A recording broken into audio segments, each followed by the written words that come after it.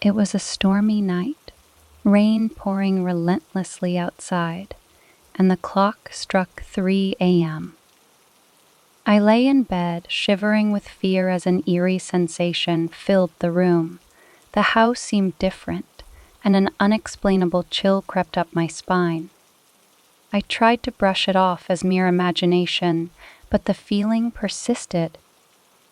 As I tried to close my eyes and drift back to sleep, I heard a faint whisper. At first I thought it was the wind outside, but the whisper grew louder and clearer. It sounded like someone whispering my name, calling me from the shadows. My heart raced, and I pulled the blanket closer, trying to ignore the voice. Suddenly, the room went pitch black, as if all the lights had been extinguished. Panic consumed me, and I fumbled for my phone to use its flashlight, but the phone wouldn't turn on. The battery was drained completely. A sense of dread settled in as I realized that I was alone, surrounded by darkness and the unknown. I heard strange creaking noises, like footsteps coming from the hallway. My mind raced with terrifying possibilities. Was someone in the house? Had someone broken in? Or was it something far more sinister? With trembling hands, I reached for the light switch next to my bed and flicked it on. The room remained dark. My heart pounded louder in my ears, and I mustered the courage to get out of bed and investigate. I grabbed a heavy object from my bedside table to use as a makeshift weapon.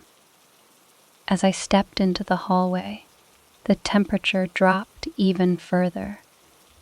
The floorboards creaked under my weight, echoing through the house. Every step felt heavier than the last, as if an unseen force was pulling me back to the safety of my room. I ventured towards the source of the sound, and my eyes widened in horror. A faint, ghostly figure appeared before me. Its face was obscured, but its hollow eyes locked onto mine, sending shivers down my spine. I tried to scream, but no sound escaped my throat. Fear paralyzed me as the figure floated closer, emanating an overwhelming sense of malevolence. I turned and ran back to my room, slamming the door shut behind me. The figure didn't follow, but its presence lingered in the air. I huddled in the corner, clutching the makeshift weapon, praying for the dawn to break and the darkness to dissipate. As the first rays of sunlight pierced through the curtains, the haunting presence vanished.